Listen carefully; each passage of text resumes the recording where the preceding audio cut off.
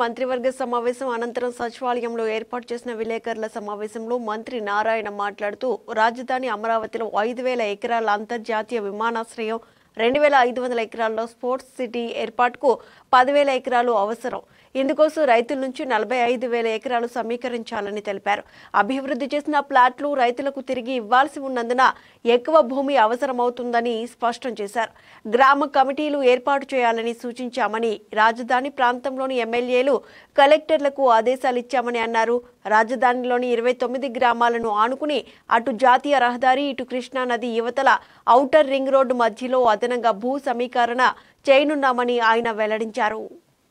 అంతకుముందు high rise buildings అంటే 5 అంతస్తులు 5 అంతస్తుల కంటే పైన ఉన్న బిల్డింగ్స్ కి రూల్స్ ని చాలా లిబరలైజ్ చేశాం. ఆ తర్వాత నాన్ హై రైజ్ బిల్డింగ్స్ అంటే 5 అంతస్తుల కంటే తక్కువ ఉండే బిల్డింగ్స్ కి యాక్చువల్ గా కొన్ని రూల్స్ అండ్ రెగ్యులేషన్స్ లో లిబరలైజ్ చేశాం.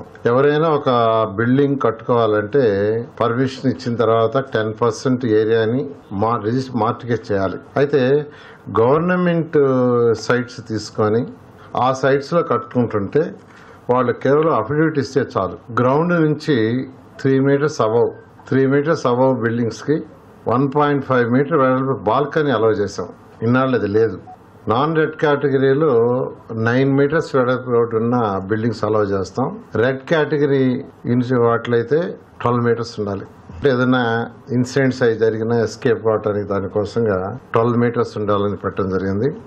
ప్లాట్ ఏరియా 50 స్క్వేర్ మీటర్స్ వరకు అప్ టు ఉండి గ్రౌండ్ ఫ్లోర్ కానీ G+1 కానీ ఎవరైనా కట్టుకోవాలంటే 1 రూపీ ఫీజుతో డీమ్డ్